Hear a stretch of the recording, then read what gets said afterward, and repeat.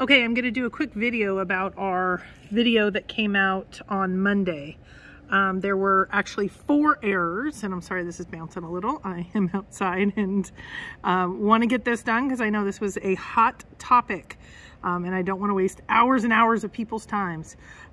Sometimes you just screw up. You do something wrong and you just need to say, oops, oopsie daisy, as Mike would say. And so on our Monday show, there was a slide, this was it, that talked about the bracelet, and we neither confirm or deny. It was said in chat, and I didn't catch it until I did the replay, that it is the case. This is not Jack's emails.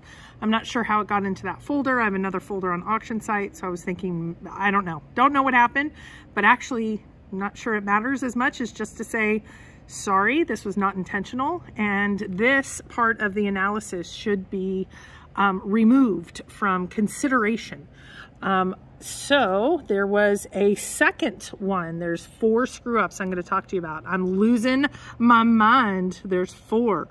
The one that talks about Dale, and if he was 300 feet away, that supposedly I had thought 150 feet away was I'm sorry, 300 feet away was about the number of feet at the treasure chest to the road. Rudy as well said, no, that's 450 feet. He's been to the exact location. So Mike still thinks this isn't accurate then. I'm not going to go into it enough to know it was a small piece. So I wanted to talk about that. And then Dan Barbarisi. Dan had, I thought, knew off the record the location. He did get some stuff off the record. I also thought he signed an NDA, and that's why I couldn't say it.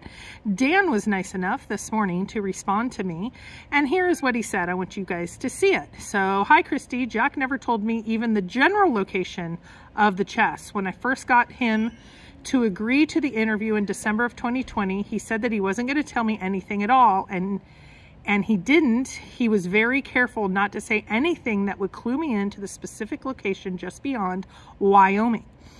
And at that time, that was fine with me, honestly, because I didn't want aggressive people coming at me seeking the location when they couldn't get it out of me.